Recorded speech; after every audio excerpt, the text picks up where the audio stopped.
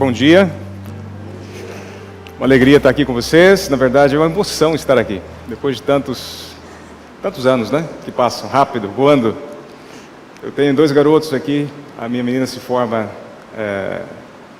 na escola de ensino médio e o garoto na fundamental. Mesmo dia. Vai ser interessante isso. A minha esposa não veio ainda, eu vim antes. Eu estou a trabalho e vou para a UNASP fazer algumas coisas, mas... como eu dizia, estar aqui do IASP é muito gostoso, né? Ver a professora Deise aqui, minha primeira professora de teoria há 32 anos. A Lisley, o pastor Moisés e outros aí, que meu tio Carlos, a Gilma, membros aqui dessa classe também, né? Aliás, é minha casa, é minha segunda casa aqui no Brasil, né? Venho sempre, tem um cantinho ali, um quartinho para ficar. E como dizia o pastor Adalto, passei 4 anos por aqui e Deus me deu essa ideia, essa visão, essa vontade de trabalhar para Ele em lugares mais distantes. E aconteceu que nós passamos muito tempo fora do Brasil. Meus filhos cresceram fora. Mandei meus filhos para cá mais para eles entenderem o que é o Brasil, né? Meu menino, especialmente, o Guido quase não viveu aqui. E para ele foi difícil chegar aqui e ficar... feliz aqui, passou uns 3 meses chorando, de lágrimas mesmo, de tristeza, ao ponto de que a gente chorava mais lá do que aqui. E a gente está do outro lado do planeta, lá nas Filipinas, na universidade nossa, Ayas. E realmente são 11 horas de diferença. Ou seja, quando eles se levantam aqui, a gente está indo para a cama. Quando eles se levantam aqui, a gente, né, é o contrário, né? Quando estamos dormindo, eles já estão levantando para ir para a escola. E a gente conseguiu achar aí 2 horários, e são aqueles únicos horários que dá para conversar. Mas de vez em quando eles acordam a gente de madrugada, né? Às vezes tem algumas urgências emocionais, e a gente tem que dar uma assistência. E, como eu disse, passamos muito tempo fora, e dos anos de ministério, trabalhei 18 anos na África. E quando eu morava no Quênia, eu conheci um rapaz, pastor,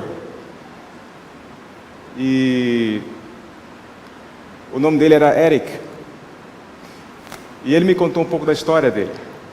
Ele fazia parte daquela tribo dos Tutsis, no Ruanda, quando houve, há quantos anos já? Uns 20 anos, né? Já deu 20 anos? Uma guerra terrível, tribal, entre os Hutus e os Tutsis, e ambos se matavam, né, mutuamente.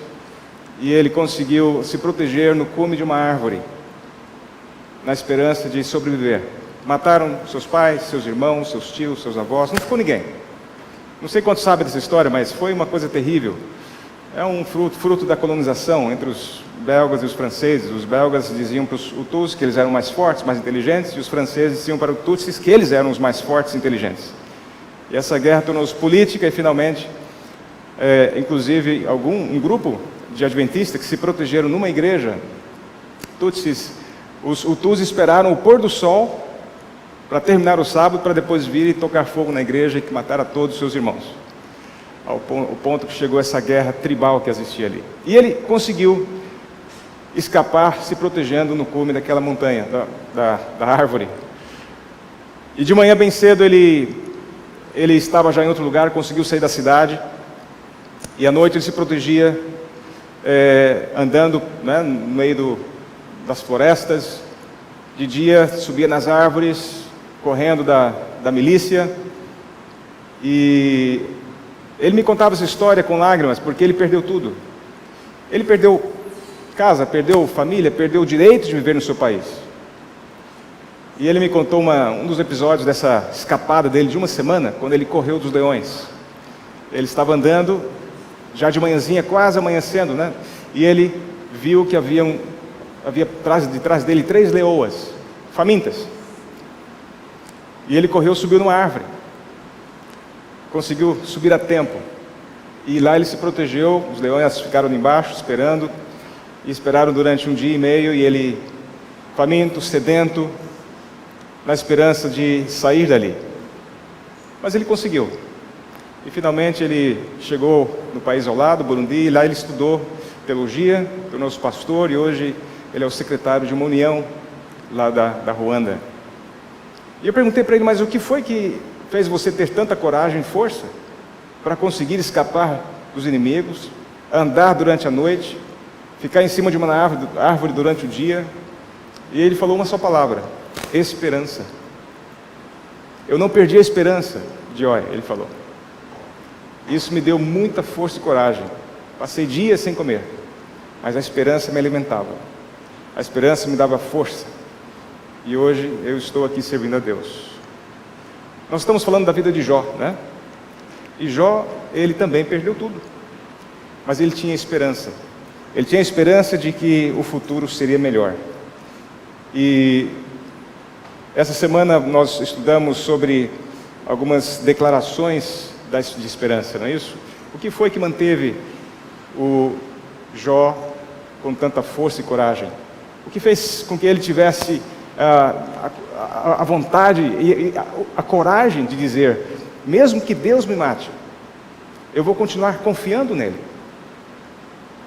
Como é poderosa a esperança, não é? Como isso dá força, energia, é como um alimento para a alma. E quando nós perdemos a esperança, tudo se perde. Depressão, tristeza, frustração, suicídio. Quantas pessoas hoje perdem a esperança? Quantas pessoas hoje não têm mais nenhuma razão para viver? E o livro de Jó, especialmente nessa semana, nós aprendemos que nós temos muitas razões para continuar vivendo, continuar tendo a esperança de que muito em breve tudo isso vai passar e estaremos com Cristo para sempre. Quem sabe você nessa semana passou por dores, problemas sérios, quem sabe você chorou, quem sabe você teve vontade de jogar tudo para cima, né? E abandonar tudo, mas alguma coisa fez você continuar, e essa coisa chama-se esperança. E eu pergunto para você agora: qual era a esperança de Jó? Qual que era a esperança de Jó? Eu queria que você falasse assim para o seu amigo do lado aí, tá bom? Não precisa falar para mim. Tome aí um segundinho, pensa e fala para o amigo do lado qual era a esperança que Jó tinha. O que você acha? Será que ele tinha esperança de ficar rico de novo? Ou será que era outra esperança? Compartilhe aí com os amigos. Um segundinho, um segundinho.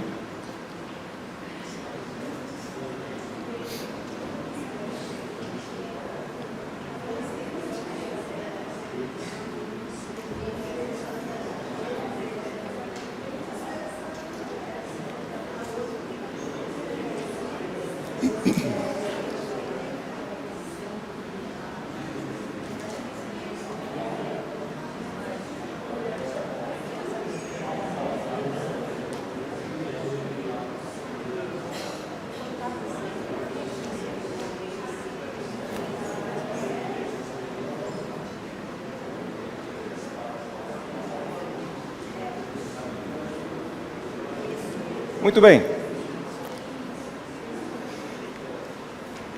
Qual que era a esperança que Jó tinha? Deus. Será que ele realmente conhecia a Deus? Será que tinha algum livro onde ele pudesse ler sobre Deus? Não tinha, certo? Quem escreveu o livro de Jó? Moisés. Moisés viveu bem depois de Jó, não é isso? Mas como é que ele conseguiu ter essa esperança sem ter nada para ler ou para ver? A Bíblia diz que ele era um homem íntegro, não é isso? Capítulo 1, verso 1, que não havia ninguém mais íntegro do que ele, respeitado, e que ele fazia sacrifícios de expiação pelos seus filhos. E o interessante é que ele fazia sacrifícios dizendo: quem sabe existe algum pecado no coração, na mente dos meus filhos, eu preciso fazer sacrifício de expiação. De onde será que veio isso? De Adão, justamente. A tradição, né? A tradição oral, a tradição que passava-se de pai para filho. Ele era um homem temente a Deus, que aprendeu sobre Deus com os seus pais, com seus avós, com seus bisavós, tataravós, e ele manteve-se fiel àqueles princípios. E a sua esperança é que as coisas melhorariam, que Deus traria liberdade e paz para o seu sofrimento. Alguém teve outra ideia sobre a esperança que manteve Jó confiante nessa hora de dificuldade? Yes? Sim?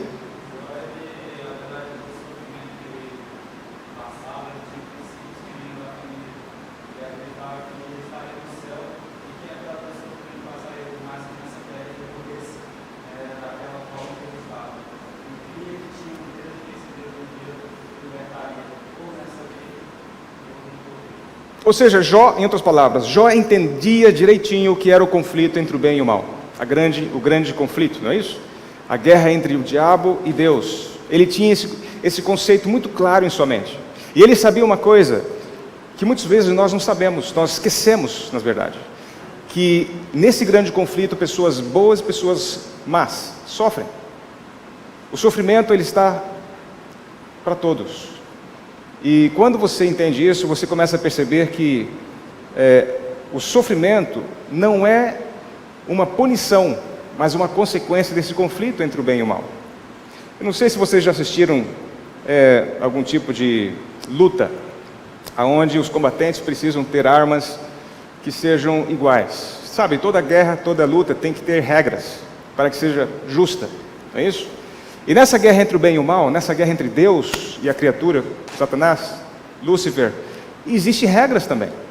E as regras devem ser respeitadas. Veja, Deus é o Criador, Lúcifer é uma criatura. É impossível existir uma guerra entre um elefante e uma pulga, não é isso?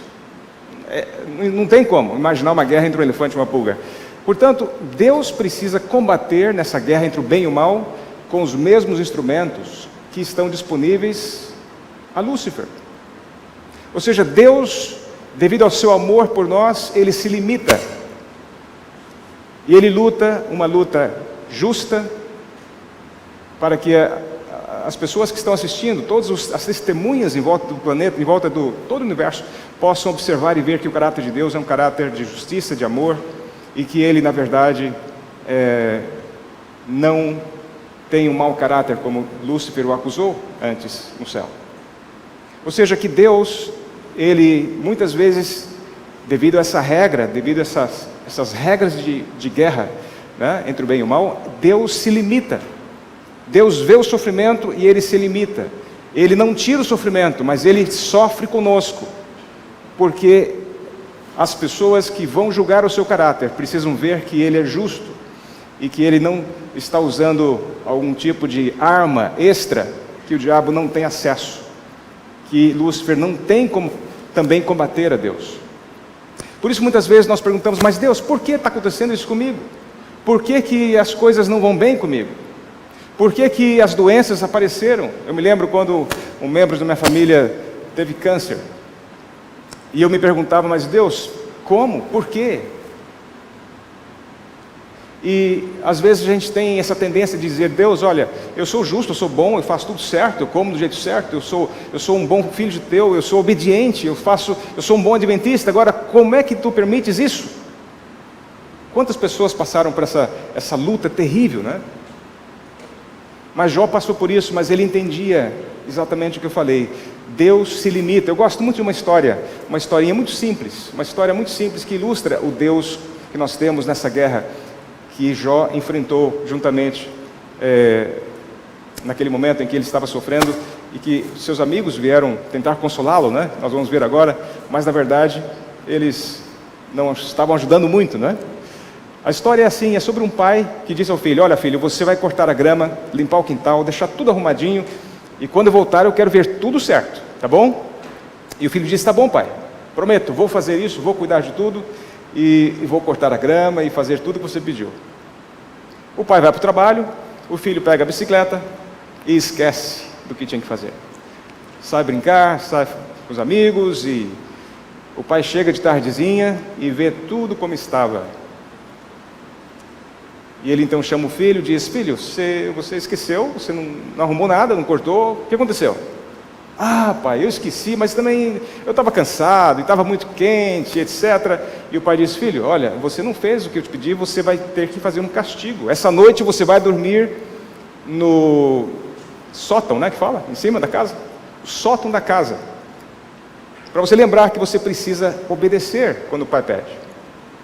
E o filho, um garotinho, começou a chorar, pai, lá não, é perigoso, lá é escuro, tem animais, tem ratos, como é que eu vou dormir lá? Não vou conseguir dormir. E o pai disse, você vai dormir, para você lembrar que você tem que obedecer. E assim foi. Após a janta, eles fazem oração, o garoto sobe e fica lá em cima tentando dormir. O pai vai para a cama também, mas não consegue dormir. Lá para a meia-noite, 1h da manhã, o pai O pai lembra do filho e sobe as escadas.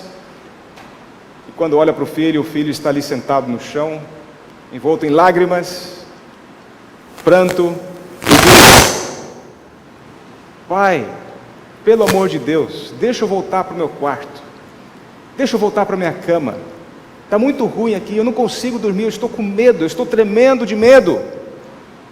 E o pai diz: olha filho, você vai ter que dormir aqui, esse é o castigo, você não pode voltar para o seu quarto, mas eu trouxe aqui o meu travesseiro e eu vou dormir com você. E passou a noite com seu filho. Deus, nesse grande conflito entre o bem e o mal, Ele não se ausenta, Ele está sempre presente, Ele sofre com você, Ele chora com você, Ele passa as dificuldades junto com você, mas Ele não vem com armas para atacar o inimigo ou defender você, que não estão disponíveis ao inimigo, porque essa guerra é uma guerra com regras que tem que ser respeitadas. Jó passou por essa experiência, e quando ele recebeu a visita dos amigos, o que foi que os amigos fizeram nos primeiros 7 dias? Quem se lembra? Ficaram em silêncio. Por que você acha que eles ficaram em silêncio? Por que será que eles ficaram e não falaram nada? Você consegue imaginar a situação? 7 dias em silêncio, é muito tempo, não é, pastor? Por que será que eles não falaram nada? Alguém tem uma opinião? Será que o silêncio... Hein? O choque. Eu imagino também, né? Porque eu imagino que Jó, ele não estava muito cheiroso, né? Doenças de pele dão um cheiro ruim. E ele também não estava com uma casa luxuosa, ele estava com um lugarzinho simples. Quem sabe ele estava ali sentado no chão, sujo, feio, cabelo comprido, barba comprida. Não era mais aquela aparência do homem íntegro, do juiz respeitado que tinha ali na terra. Eu imagino que eles ficaram em estado de choque também. Eles estavam tentando entender o que estava acontecendo e por onde começar, não é? É claro, o primeiro pensamento que veio na sua mente foi de que Jó estava pagando por algum pecado cometido.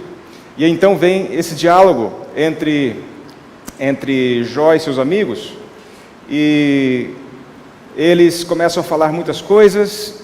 Vocês devem ter lido o capítulo 13 de Jó, versículo 1 a 14, onde Jó então começa a responder aos amigos. Eles falam muitas coisas, dão muitos conselhos, e na verdade, em resumo, eles falam: olha, você, Jó, você cometeu um pecado, você fez alguma coisa errada, e você está pagando, você tem que se arrepender, você precisa entregar seu coração a Deus, para Ele poder tirar essa maldição de você, e você sobreviver. Mas Jó não tinha feito nada. E então Jó começa a responder aos amigos. E o que é que ele responde? O que é que ele fala para os amigos? Alguém conseguiu encontrar? O que ele fala sobre os seus amigos que vieram lhe consolar? Os únicos 13, né, que vieram ali para falar e confortá-lo. Vocês não sabem o que estão falando, né? Vocês são uns médicos falsos que vieram aqui para me consolar, mas estão me destruindo. Na verdade era isso, né? Vocês são uns mentirosos. E o mais interessante é que eles estavam mentindo sobre o caráter de Deus. E Jó, depois de todo o sofrimento, ele estava defendendo o caráter de Deus, ali na frente daqueles 3 amigos. No capítulo 2, quando os homens primeiro aparecem ali, eles não falam nada, ficam em silêncio, mas logo em seguida eles começam a falar, mas quando eles começam a falar, nada do que falam serve para consolar. Isso não acontece às vezes com você e comigo? Às vezes a gente vai conversar com alguém, a gente pede sabedoria para Deus, palavras sábias, e quando a gente começa a falar, o que acontece? Dá tudo errado, não é isso? A pessoa se revolta, a pessoa fica com raiva de você, a pessoa às vezes abandona a sua fé. Eu lembro uma vez, eu estava dando estudos bíblicos para uma menina, eu tinha uns 14 anos, antes de vir para o IASP. E essa mocinha eu tinha conhecido no clube de desbravadores. Ela pediu estudos bíblicos e alguém pediu que eu fosse dar estudos. Eu fui lá e um dia ela estava lá sentada na mesa, estudando a Bíblia. Ela era católica, e enquanto a mãe dela estava ali na cozinha arrumando as coisas, a gente fazia o estudo.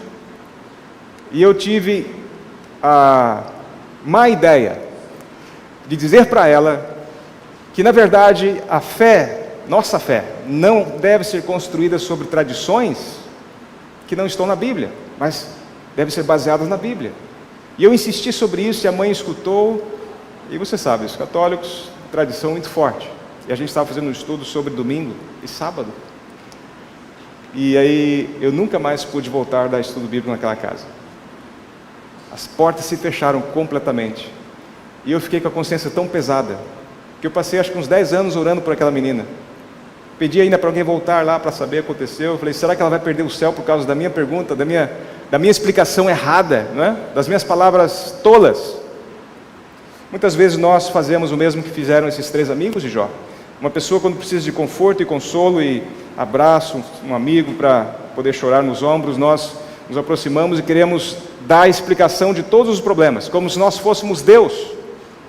E foi exatamente o que aqueles 3 fizeram. Eles sentaram-se no trono de Deus e começaram a julgar o coitado do Jó.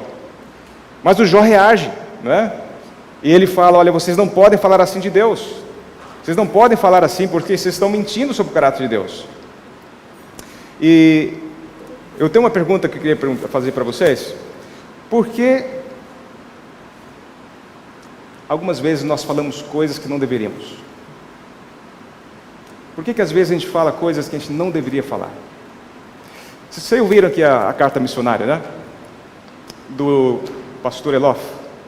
O pastor Elof, eu conheci há alguns anos, ele me contou uma história muito interessante sobre trabalho missionário na Alemanha. Havia um grupo de judeus que trabalhavam numa comunidade e a igreja decidiu fazer uma igreja ali. Conseguiram dinheiro, levantaram bastante dinheiro e fizeram uma comissão de construção. E quando estavam para construir a igreja, alguém surgiu com a ideia, escuta, mas será que a igreja vai ser útil para essa comunidade? O que esses judeus que moram aqui precisam? Será que a gente deveria fazer aqui uma pesquisa para saber como que a gente pode alcançá-los? E alguém deu a ideia de fazer uma pesquisa. E nessa pesquisa o resultado foi interessante. Aqueles judeus, aquelas famílias precisavam urgentemente de lugares, como é que chama isso? Para criança, para cuidar de criança? Creche, creche. Para crianças, porque todos trabalhavam, pais e mães trabalhavam e não tinham como cuidar dos filhos. E muitas vezes isso era um problema sério para a família. E numa segunda reunião alguém disse, olha, vamos construir uma creche para as crianças dessa comunidade. E então começou a revolta, começou a briga, começou a discussão. Alguém falou, não, mas esse dinheiro foi dado para construir uma igreja, tem que ser uma igreja, não pode ser uma creche. Como é que a gente vai pegar um dinheiro que Deus enviou para construir igreja e construir uma creche? Isso é impossível. E houve uma briga terrível, a igreja se dividiu. Pessoas falando coisas que não deveriam falar, que não pensavam, né, não imaginavam como seria. Mas a maioria venceu e construiu-se uma creche. 10 anos depois, havia ali uma linda igreja, cheia de adventistas, vindo da comunidade judia.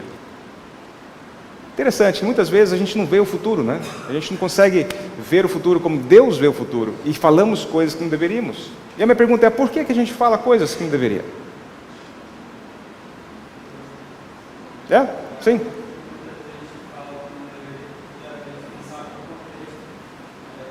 Contexto.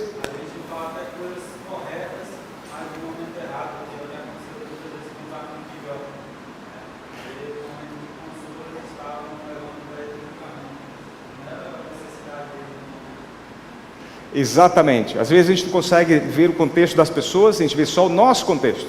Quando eu estava indo para o campo missionário, alguém me disse, olha, se você quer ser um bom missionário, lembre-se de uma coisa. Todo missionário tem que ter muito tato e pouco olfato.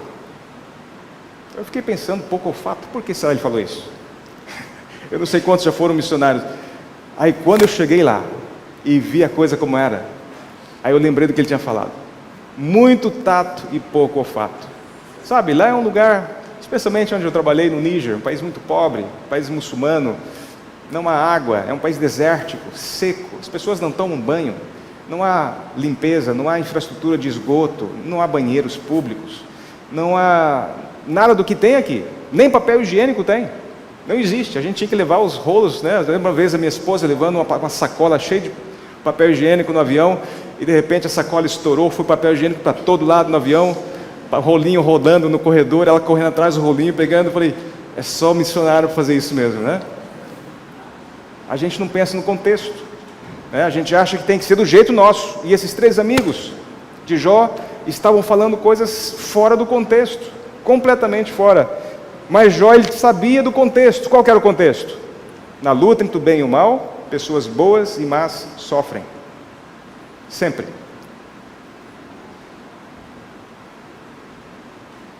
E então, ele vem para essa declaração famosa.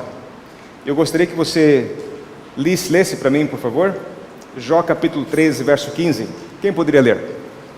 Jó capítulo 13, verso 15.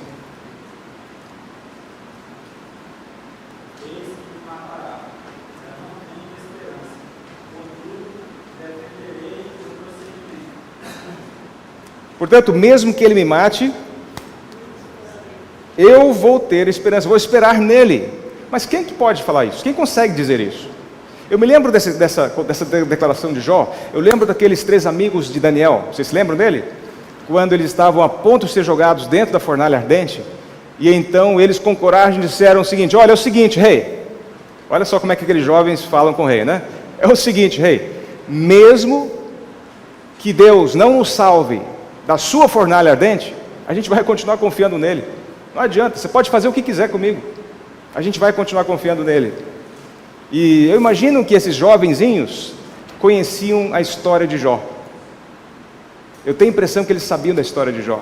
Quando Jó disse, olha, mesmo que ele me mate, mesmo que Deus mande um raio lá do céu e me mata agora, eu vou continuar confiando nele. Barbaridade, que confiança é essa? Que confiança é essa? Eu não sei quantos de nós aqui temos uma confiança para declarar o que Jó declarou nesse momento. Jó, na verdade, ele nem sabia como seria o fim da vida dele. Ele não sabia que ele ia terminar a vida com todas as riquezas, com as 3 filhas mais belas que já houve na face da terra, não é isso? Com os filhos lindos, maravilhosos, com toda a riqueza restabelecida. Ele não sabia nada disso. Ele nem sabia quando é que Cristo Jesus iria vir para morrer na cruz por ele. Nós temos muitas vantagens que Jó não tinha. A gente consegue olhar para o passado, ver as histórias dos profetas, a gente consegue ver o Jesus que viveu em nosso mundo, que sacrificou-se por nós, expiou por nós, né, trouxe expiação pelos pecados, e podemos, com isso tudo, ter esperança. Mas Jó não tinha nada disso. Olha, eu não sei se eu teria a fé e a esperança e a coragem de Jó se eu estivesse no lugar dele. Eu não sei se eu conseguiria falar o que ele falou com tanta confiança se eu estivesse experimentando o que ele experimentou.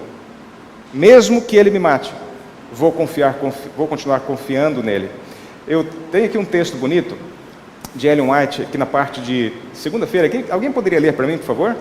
Logo aí embaixo da página, onde ela fala que as riquezas da graça. Quem pode ler? As riquezas da graça de Cristo devem ser conservadas diante da mente. Entesoure as lições movidas por seu amor, que sua fé seja como a de Jó, de maneira que você possa declarar: ainda que ele me mate, nele esperarei.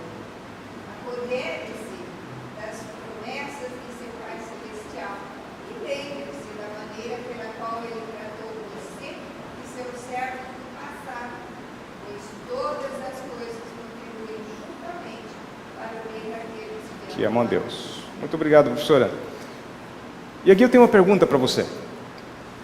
Como é que Jó conseguiu manter essa fé em Deus com todas as desvantagens que ele tinha em relação a nós? Como é que ele conseguiu olhar para o futuro com tanta esperança? De onde veio isso?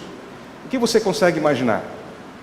Como é que ele conseguiu essa fé, essa esperança, que muitas vezes nós, conhecendo toda a história, tendo o conhecimento da morte de Cristo no nosso lugar, o perdão de Cristo, não temos? Pense por um minuto. Se você já tem uma opinião para dar, levanta a sua mão que eu quero ouvir. Sim, pois não.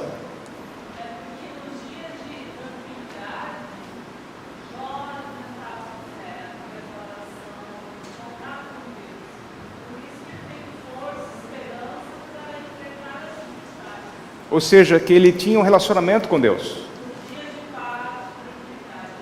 É engraçado que a Bíblia não fala desse relacionamento dele, né?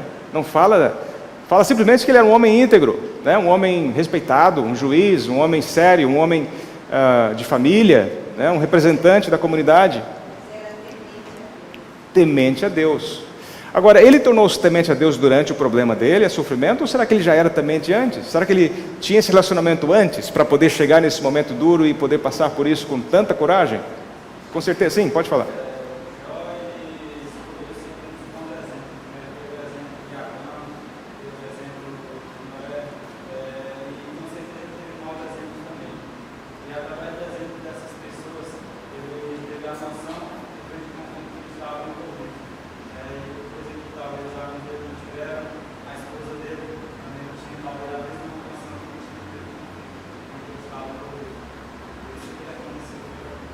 Exato.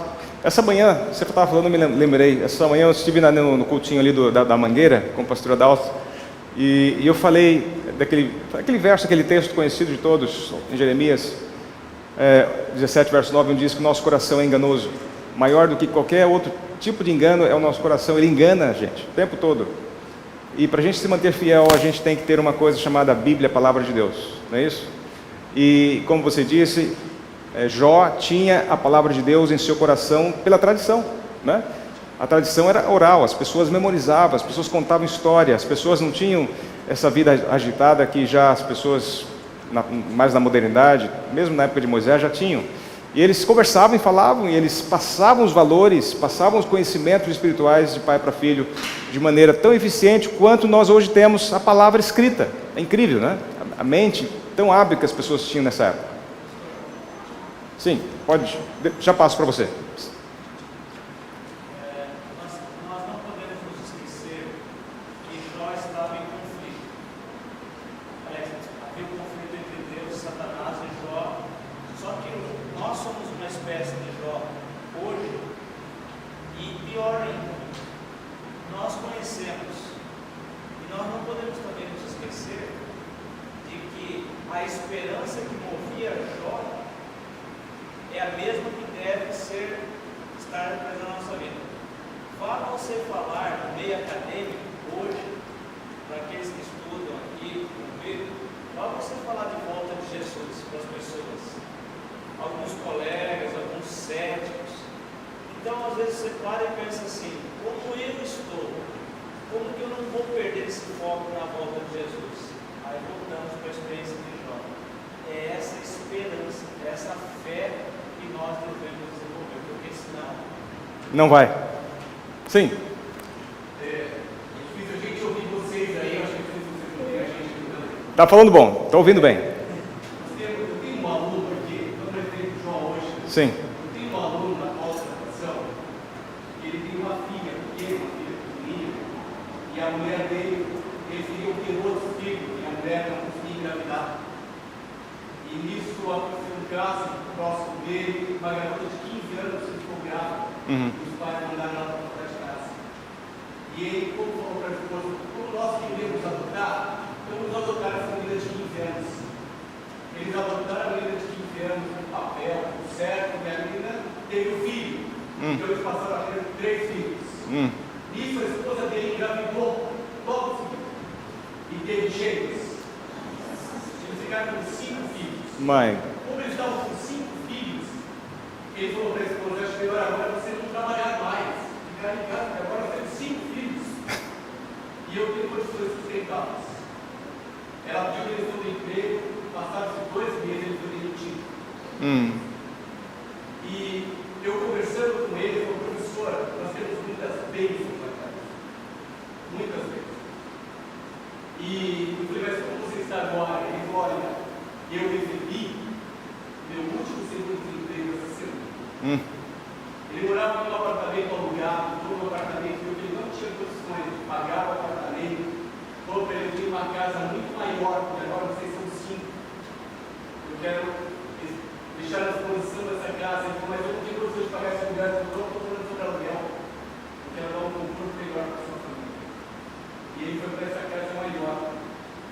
E ele, na minha sala, ele falou assim, professor, nós temos tantas bênçãos, a minha família tem tantas bênçãos, que nós só podemos agradecer a Deus, e Deus tem um plano muito maior para a nossa Eu sei que eles passam várias dificuldades, muitas dificuldades, porque de repente uma casa de 3 passou para 7. Né? E ontem ele conseguiu entender. Amém. E ele foi à minha sala e ele falou assim: olha, eu falei que Deus tem um plano muito maior. Nunca perca a sua fé, porque Deus olha para cada um com maneira especial. Ele não é gentíssimo, mas ele tem muito. Ele é um Jó da atualidade. Amém. Você sabe que a fé, ela é transmitida muitas vezes de pai para filho, né? Essa herança espiritual que nós recebemos, muitas vezes, é muito mais influenciada pela criação, pela maneira como nós fomos criados, nossos pais, avós, e às vezes é muito mais forte do que o próprio entendimento que nós temos da palavra de Deus, porque faz parte do nosso dia a dia. E é possível encontrarmos muitas pessoas que não conhecem a Bíblia, mas que têm uma fé como essa, né? Uma fé em Deus fortíssima e que se seguram nas mãos de Deus diante de todas as dificuldades. Eu queria terminar, acho que o tempo acabou, só tem mais 5 minutinhos, falando sobre o significado dos sacrifícios. Será que para Jó, aqueles sacrifícios que ele fazia, ele entendia o significado daquilo lá? Ou será que ele fazia aquilo apenas por uma mera repetição, né?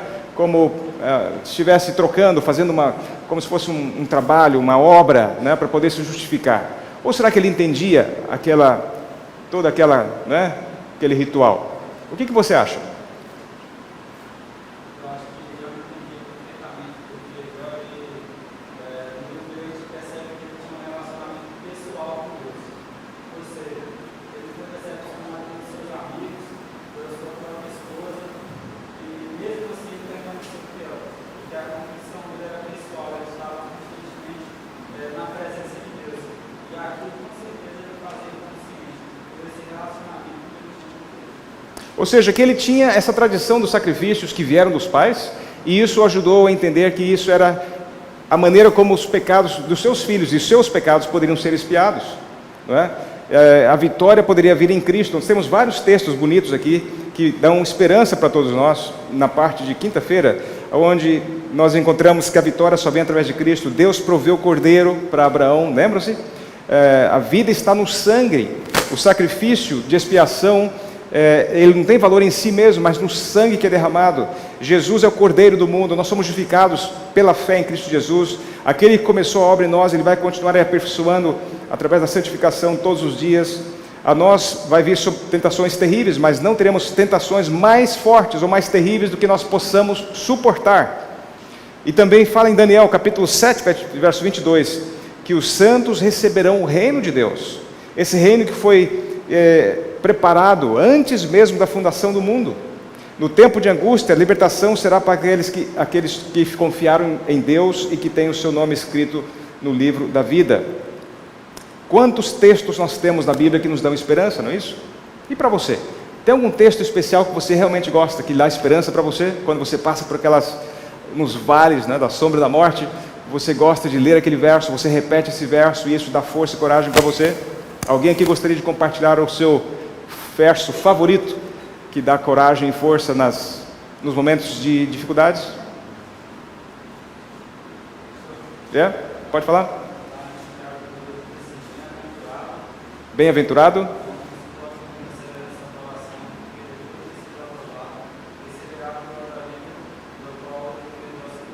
Fantástico. Se ele conhecesse esse verso aí, né?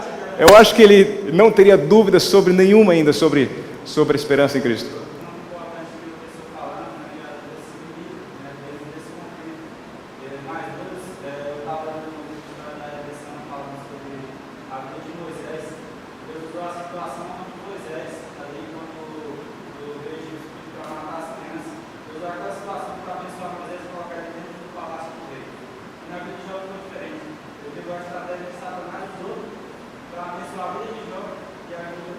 Deus, pessoas.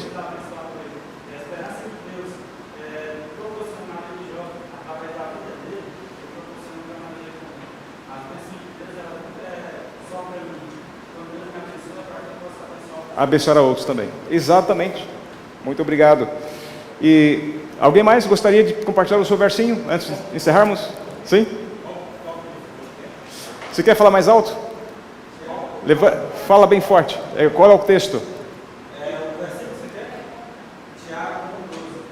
Tiago capítulo 1, verso 2. 12, sim. Alguém tem mais outro verso que você gosta de repetir ou lembrar quando está em lutas? Muito bem. A Bíblia, graças a Deus, nós temos a palavra de Deus que nos dá esperança. Jó também não tinha, né?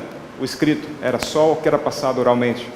E eu tenho certeza que quando nós passamos por lutas, nós poderemos nos assegurar de que Deus está no comando e que Ele poderá trazer libertação. Quem sabe não agora, mas futuramente. Ele pode, quem sabe, não resolver o teu problema exatamente agora, mas Ele vai estar do seu lado.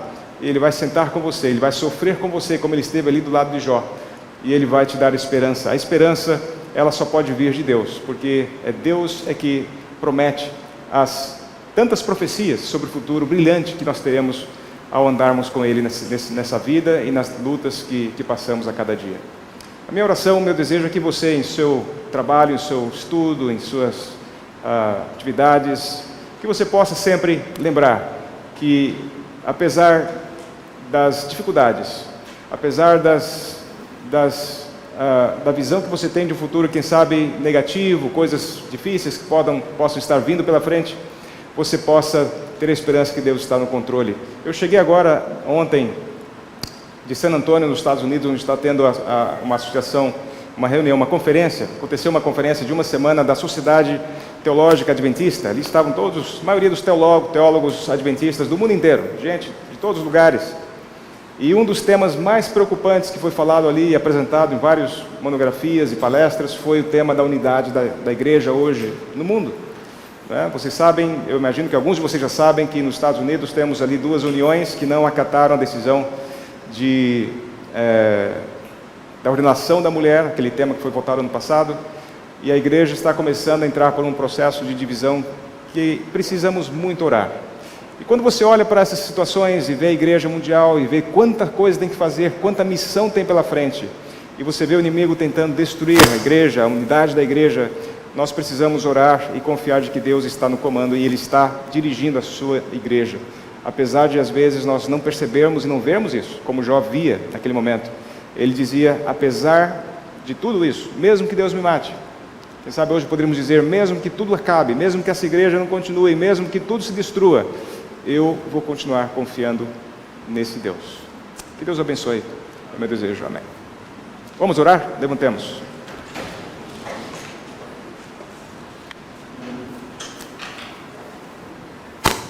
Bondoso Pai, nosso Deus, muito obrigado, Senhor, por essas declarações de esperança que nos dás através da história, do exemplo de Jó. Obrigado, Senhor, porque podemos confiar em Ti, apesar da escuridão, das trevas, das lutas e dificuldades. Podemos ter certeza que o futuro será sempre melhor. Obrigado, Senhor, porque nós podemos aprender a termos tato e falarmos aquilo que vai edificar e não aquilo que vai destruir. Aprendemos isso com os amigos de Jó, que chegaram ali e não conseguiram ser uma bênção para Jó, mas tentaram destruir a sua fé. Pedimos que nos ajude, Senhor, a sermos bênção para outras pessoas. Que através das lutas da vida possamos aprender a representar o Teu caráter, onde quer que formos, e que as pessoas se sintam consoladas e amadas e bem recebidas em Teu reino, através de nossa presença, através de nossa influência nesse lugar. Pedimos a Tua bênção para o restante desse dia, nossas atividades, que possamos Te honrar em tudo que fizermos, em nome de Jesus. Amém.